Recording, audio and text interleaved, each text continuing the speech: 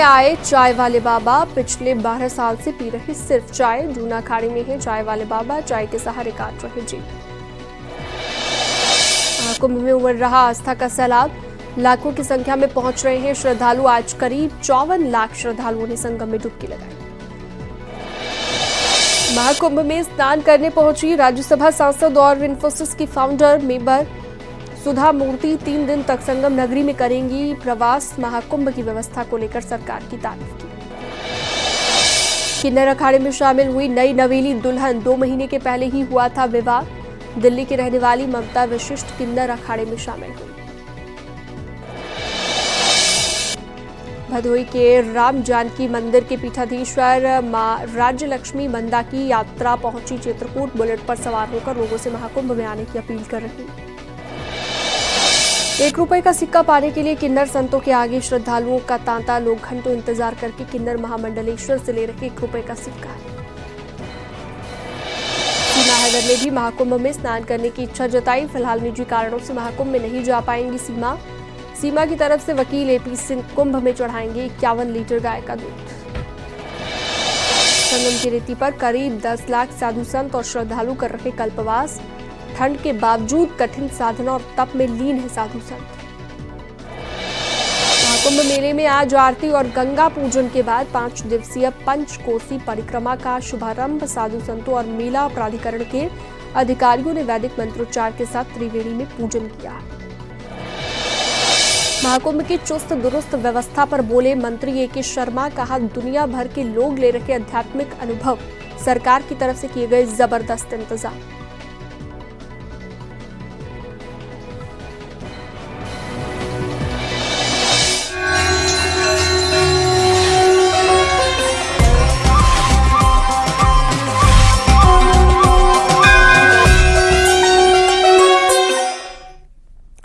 गोरखपुर में संविधान गौरव अभियान कार्यक्रम में सीएम योगी ने कांग्रेस पर बड़ा प्रहार किया है। सीएम योगी ने कहा कि कांग्रेस ने बाबा साहब का अपमान किया है। बाबा साहब का अपमान करने वाले आज संविधान की कॉपी लेकर घूम रहे हैं।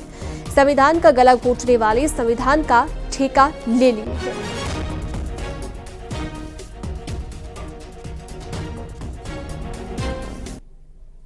लेकिन जिन्होंने बाबा साहब भीमराव अंबेडकर का सदैव अपमान किया,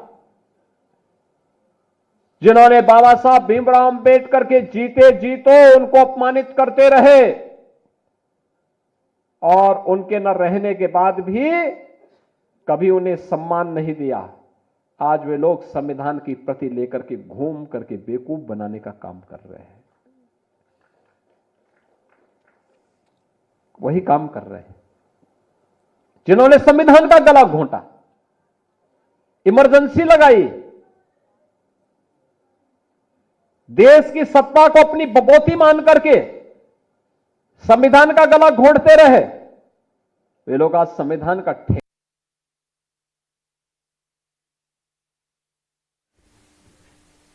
कांग्रेस ने अपने हित के, अपने स्वार्थ के लिए जब इस देश के अंदर इमरजेंसी लागू की गई थी, आपातकाल के दौरान कांग्रेस ने 2 शब्द रात के अंधेरे में डाल करके बाबा साहब भीमराव अंबेडकर का अपमान करने का काम किया था। कांग्रेस ने लगातार कोई ऐसा अवसर नहीं छोड़ा जो भारत के संविधान के गले को घोंटने के समान थे। हर अवसर पर संशोधन पे संशोधन, संशोधन पे संशोधन करती रही।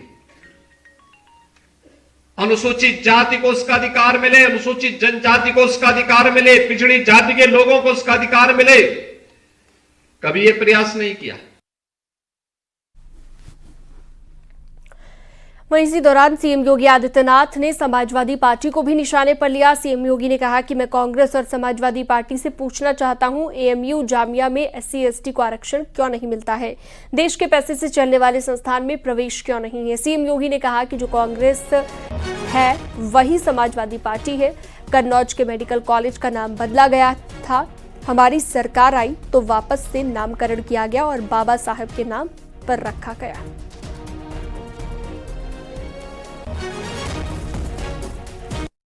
हम पूछना चाहते हैं कांग्रेस के लोगों से, समाजवादी पार्टी के लोगों से कि आखिर अलीगढ़ मुस्लिम विश्वविद्यालय में या जामिया मिलिया विश्वविद्यालय में अनुसूचित जाति, जनजाति या पिछड़ी जाति के नौजवानों को प्रवेश में भी और नौकरी में भी क्यों आरक्षण नहीं है? क्यों नहीं इन्होंने इसके लिए वहां प्रावधान किया जो भारत के पैसे से चलने वाला हो और उस संस्थान में अनुसूचित जाति, जनजाति और पिछड़ी जाति के नौजवानों के लिए भी प्रवेश में भी और नौकरी में भी आरक्षण की व्यवस्था होनी चाहिए। और कांग्रेस की हर कृत्य वही है, आज भी तनिक भी उसमें कुछ बदला नहीं है। जो कांग्रेस है वही समाजवादी पार्टी भी। याद करिए, कन्नौज के मेडिकल कॉलेज का नामकरण बाबा साहब डॉक्टर भीमराव अंबेडकर के नाम पे था। समाजवादी पार्टी की सरकार अखिलेश यादव के नाम पे बनी तो उन्होंने बाबा साहब भीमराव अंबेडकर के नाम को हटा दिया। और तो बाद में हमारी सरकार आई तो फिर मैंने वहां पे उस मेडिकल कॉलेज का नामकरण फिर से बाबा साहब भीमराव अंबेडकर के नाम। इन्होंने अखिलेश यादव, जब आपने देखा होगा 2012 में प्रदेश के मुख्यमंत्री बने थे,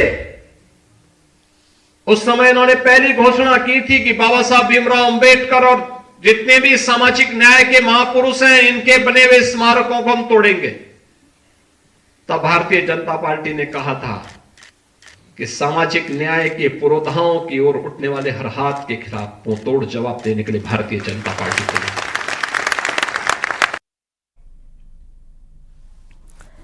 मिल्कीपुर में 5 फरवरी को उपचुनाव होता है। इस सीट पर बीजेपी और समाजवादी पार्टी की सीधी टक्कर है। जनता के मन में क्या है? न्यूज़ 18 ग्राउंड जीरो पर पहुंचा और लोगों से बात करने की कोशिश की। क्या कहेंगे आप? पासी की तरफ जा रहा है चंद्रभान पासवान। क्या खूबी उसमें? कुछ नहीं सर। फिर कैसे? चंद्रभान पासवान को वोट देंगे साहब। क्यों भाई साहब, क्या लगा? अच्छा काम कर रहे हैं, वो अच्छा काम कर रहे हैं, इसीलिए उनको वोट दिए जरूरी है। वो काम अच्छा कर रहे हैं, इसके लिए वोट देना जरूरी है। जो सपा के प्रत्याशी वो भी पासी है, वो भी काम कर रहे हैं मगर इनसे ज्यादा पासी है। भैया क्या हाल चाल है? बस जी ठीक है। चंद्रभान पासवान को वोट देंगे और जो अपने ये खड़े हैं अवधेश जी, बताइए ना तो कुछ दिया है। कहते थे कि हम सड़क देंगे, ये देंगे, कुछ हमको दिया है? तो हम अब की इसी वजह से हम चंद्रभान को देंगे और तो देंगे हम लोग सब खुल के। भाई साहब क्या माहौल है मिल्कीपुर का? किसको वोट दे रहे हैं? वही चंद्रभान पासवान को। क्या खूबी है चंद्रभान पासवान में? बस पासवान कर रहे हैं, बोल के जाते हैं कि कुछ करते नहीं है रोड के लिए। तो अजीत पवार कोई खूबी नहीं है? नहीं, खूबी है, लेकिन अब हम सब लोग उन्हीं चुन रहे हैं। वो साइकिल पे कमल पे हम न दे भैया, कुछ बता दे। वोट दे है चंद्रभान का। के का चंद्रभान का वोट दिन जाए। अजीत में का कमी बा? अब कमी हो जाए मतलब उन्हें दिन जाए, मतलब वोटवा कमल के। हाँ उन्हें दिन माई वोटवा कमल के। और का जहाँ जाइए सब हम देवे। महाकुंभ मेले में 8वें दिन श्रद्धालुओं की भारी भीड़ उमड़ी हुई नजर आई। अब तक करीब 8 करोड़ 79 लाख से ज्यादा श्रद्धालु संगम में आस्था की डुबकी लगा चुके हैं।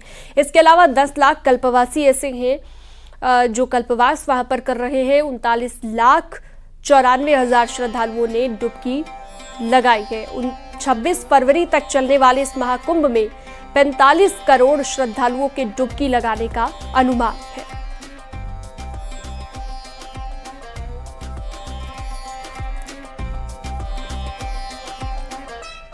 संगम की रेती पर आयोजित हो रहे विश्व के सबसे बड़े धार्मिक और आध्यात्मिक मेले महाकुंभ में सोमवार को आरती और गंगा पूजन के बाद 5 दिवसीय पंचकोसी परिक्रमा का शुभारंभ हुआ। साधु संतों और मेला प्राधिकरण के अधिकारियों ने वैदिक मंत्रोच्चार के साथ त्रिवेणी में पूजन किया। संगम पूजन और आरती के बाद साधु संत किला स्थित अक्षय वट पहुंचे। यहां पर दर्शन पूजन के बाद लेटे हनुमान मंदिर में दर्शन किया। इसके बाद पंचकोसी परिक्रमा आगे बढ़ गई। पंचकोसी परिक्रमा की शुरुआत जूना अखाड़े के संरक्षक और अखिल भारतीय अखाड़ा परिषद के महामंत्री महंत हरिगिरी महाराज की अगुवाई में हुई। इसमें बड़ी संख्या में साधु संत प्रयागराज की पंचकोसी परिक्रमा में शामिल हुए। महंत रविंद्रपुरी के मुताबिक अगले 5 दिनों तक प्रयागराज की चारों दिशाओं में स्थित तीर्थों और मठ मंदिरों में साधु संत परिक्रमा के जरिए दर्शन पूजन कर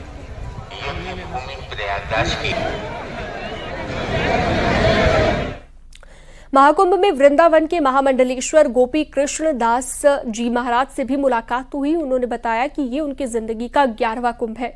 ये अद्भुत नजारा इससे पहले उन्होंने कभी नहीं देखा। आप यहाँ हैं, इस बार का महाकुंभ कैसा है? इस बार का कुंभ देखिए, ये 11वां कुंभ है मेरा। सन 71 का, 77 का। 77 में तो इतनी बड़ी बारिश हुई, 2 दिन तक लोग भूखे रह गए। फिर 77 के बाद में 83 का, 89 का, 95 का, 95, 2001 का। क्यों, ये 6 वर्ष के बाद जो कुंभ आता है, अर्ध कुंभी और पूर्ण कुंभ सम होते हैं, बराबर होते हैं। यहाँ जो व्यवस्थाएं होती हैं वो सब होती है, और प्राय सभी देवी देवता लोग इन कुंभों में उपस्थित रहते हैं। तो इस महाकुंभ के विषय में जो 144 साल बाद जो आया है, अद्वितीय है, जिसमें कि हमारे योगी और मोदी जी का बहुत बड़ा सहयोग है। सनातन धर्म के लिए भी है और इस कुंभ के लिए भी विशेष ही। ये अगर आज की तारीख में, आज की स्थिति में हिंदू जागृत नहीं हुआ तो मैं समझता हूँ फिर हिंदू को जागृत होने का ऐसा मौका कभी नहीं मिलेगा। अघोरी साधु का नाम जैसे ही लिया जाता है तो लोगों के दिमाग में कई मिथक और भ्रांतियां आती हैं, लेकिन असल सच्चाई से हमने पर्दा उठा दिया है और आज इससे न्यूज़ 18 पर्दा उठाने जा रहा है। न्यूज़ 18 ने कई वर्षों तक शमशान में साधना करने वाले श्री पंचायती निरंजनी अखाड़ा के महामंडलेश्वर ललितानंद महाराज से उन सभी सवालों के जवाब जाने जो एक आम जनता जानना चाहती है।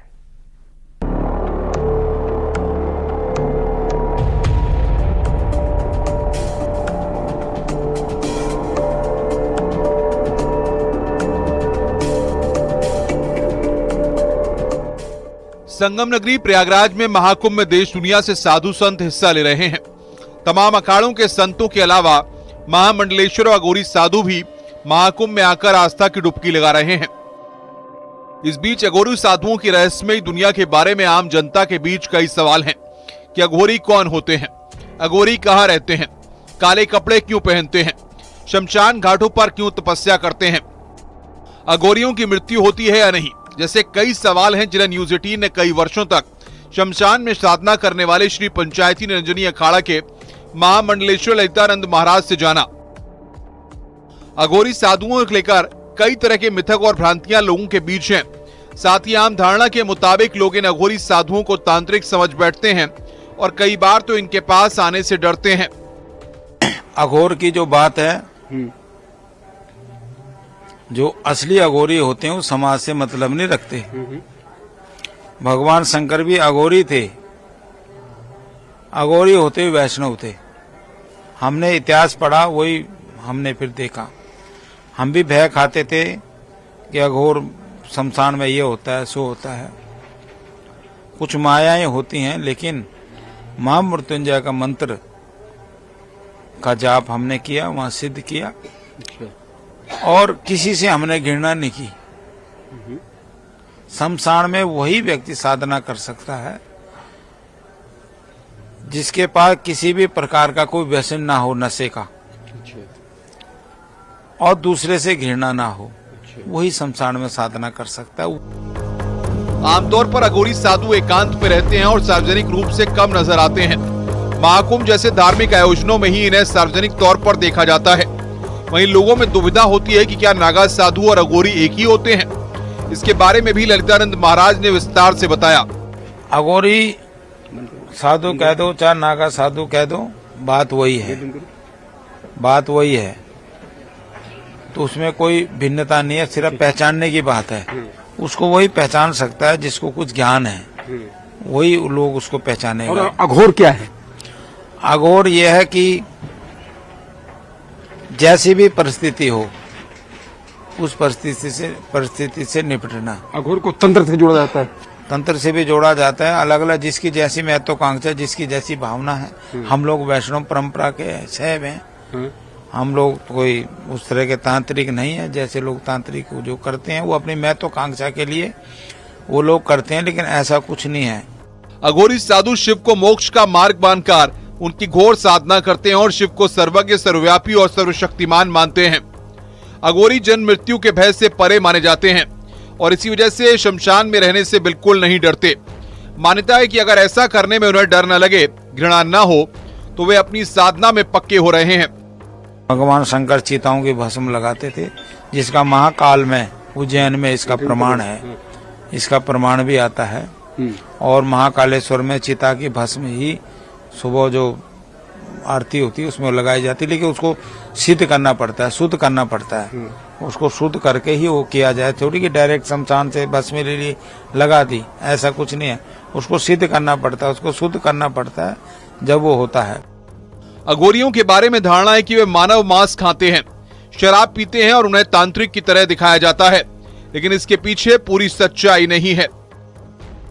मुद्दे को प्रसाद में और मांस और मदिरा चलाया जाता है शमशान साधु। ऐसा कुछ नहीं है, वो अपने अपने जिसका जैसा काम है उस तरह से, जिसका जैसा भाव है उस तरह की वो पूजा करता है, बाकी ऐसा कुछ नहीं है। क्या अघोर साधना में जलती चिता में शव का मांस खाना पड़ता है, ऐसी भी बात कही है? नहीं, ऐसा कुछ नहीं, ऐसा कुछ नहीं। वो सब राक्षसी प्रवृत्ति के लोग हैं, वो राक्षसों का काम है, देवताओं का काम नहीं है। भगवान शंकर अघोर होते हुए शमशान में वैष्णव थे, वैष्णव थे, ठीक है ना। तो वो वही कर सकता है जिसको उस चीज का ज्ञान है। कई वर्षों तक शमशान में साधना करने वाले ललितानंद महाराज ने अघोरियों के भस्म लगाने के रहस्य के पीछे के कारणों के बारे में भी बताया।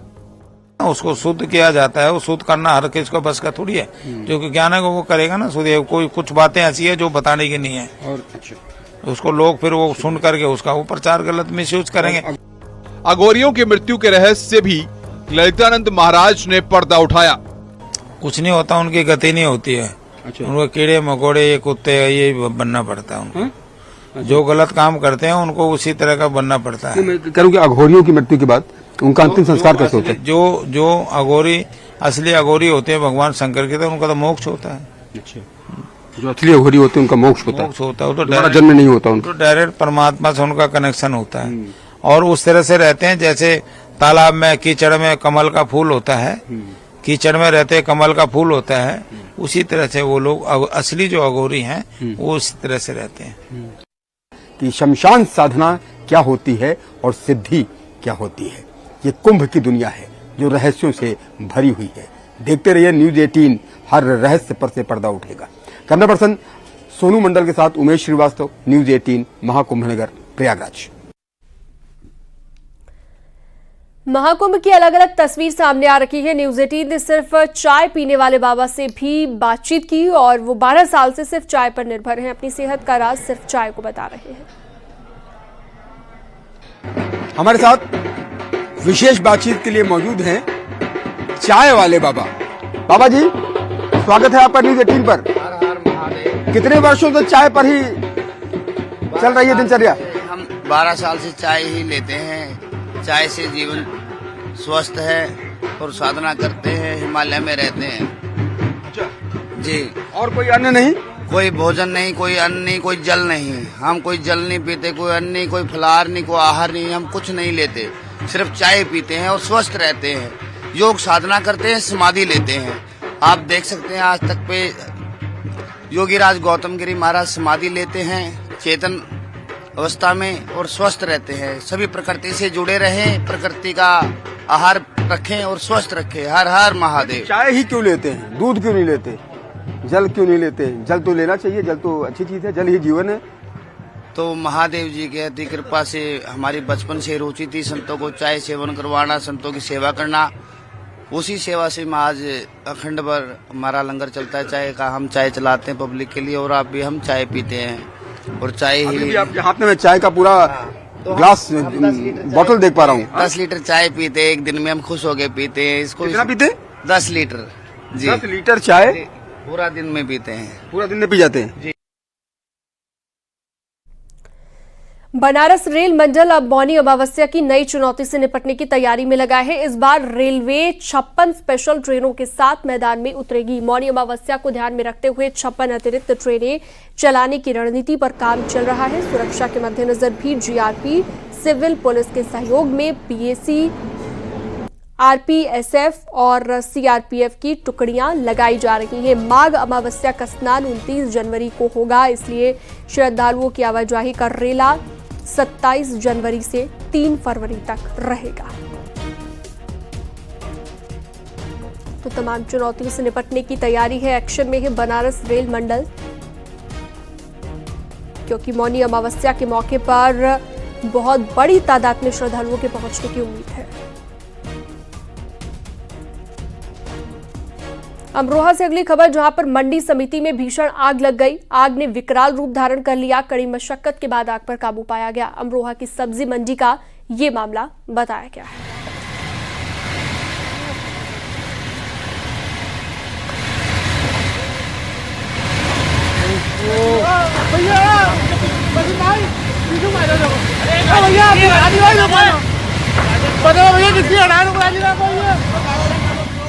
तो भीषण आग की लपटें उठते हुए आप देख सकते हैं तस्वीरों में, मंडी समिति में ये भीषण आग लगी है।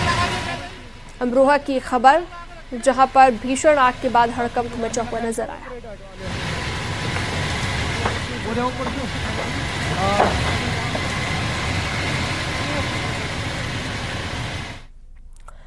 और अगली खबर संभल से, जहां पर धुरैटा गांव में चामुंडा मंदिर का 32 साल बाद जीर्णोद्धार हुआ, जहां पर देव प्रतिमाओं की शोभा यात्रा के बाद मंदिर में प्रतिमाएं स्थापित की गई हैं। इस मौके पर भारी संख्या में पुलिस बल भी मौजूद रहा और यहां के लोगों का आरोप है कि मुस्लिम समुदाय इस मंदिर को बनने नहीं दे रहा था। सपा सरकार में निर्माण रुकवाने का भी लोगों ने आरोप लगाया है। इन लोगों ने बताया कि स्थानीय लोगों ने पुलिस से मामले की शिकायत की, जिसके बाद मंदिर का जीर्णोद्धार हुआ। एएसपी संभल, सीओ, भारी पुलिस फोर्स की सुरक्षा और ड्रोन की निगरानी में कार्यक्रम हुआ। हयातनगर थाना के धुरैटा गांव का ये मामला है। ये सर 1992 से बनने रहा था, लेकिन बड़ी मेहनत करने के बाद में सब लोगों का सहयोग मिला है, हमें तब बनाया मंदिर। कौन नहीं बनने दे रहा था, आखिर क्या था? मंदिर कितना पुराना है? सर मंदिर तो जब से गांव बसा है तब से मंदिर है सर ये, लेकिन लोग बड़ा नहीं करने देते, छोटा सा था वो, बनने नहीं देते मुसलमान लोगों के। नहीं इतना रखो, इतना रखो। तो अब तक किन लोगों से शिकायत की? आज पुलिस के अधिकारी भी आए हैं, प्रशासनिक लोग आए हैं, किन लोगों से शिकायत की थी? उसके बाद क्या हुआ, पूरी बात बताएं। सर अब पहला है। अब तो सर जैसे हमने अधिकारियों से बात की थी तो उन्होंने कहा चलो बनाओ, उसके बाद बनना शुरू किया। माता रानी की कृपा हुई, बाद में बन गया। आज क्या कौन सी देव प्रतिमाएं यहाँ पर स्थापित हुई हैं इस मंदिर में? सर आज इसमें शेरा वाली माता की मूर्ति है और एक गणेश भगवान की है, 2 हनुमान जी की हैं और बाकी राम दरबार है और बाकी जो है छोटे छोटे और भी देवी देवताओं की स्थापना करेंगे।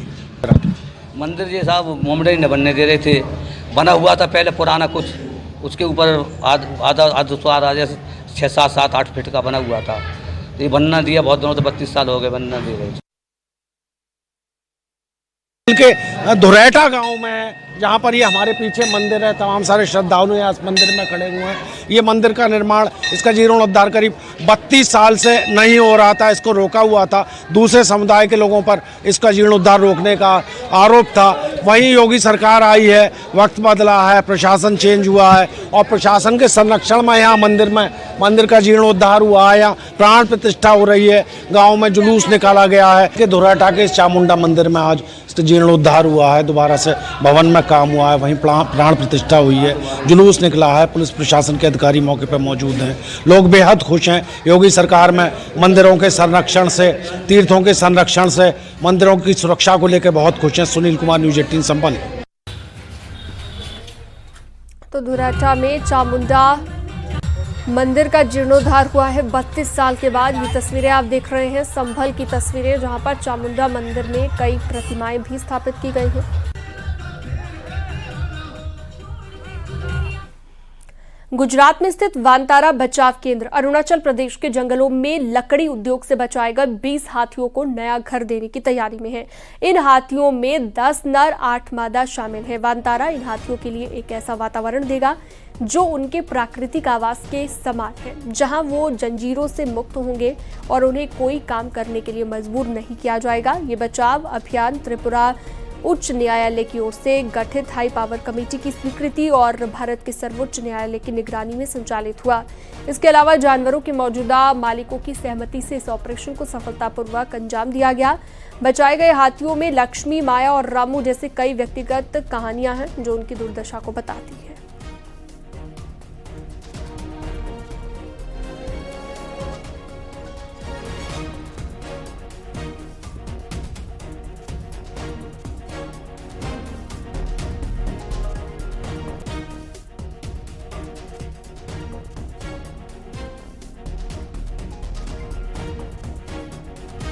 तो 20 हाथियों को नया घर देने की तैयारी है, जिसमें 10 नर 8 मादा शामिल हैं। वनतारा इन हाथियों को नया वातावरण देगा, नया हैबिटेट इन्हें देने की तैयारी की जा रही है।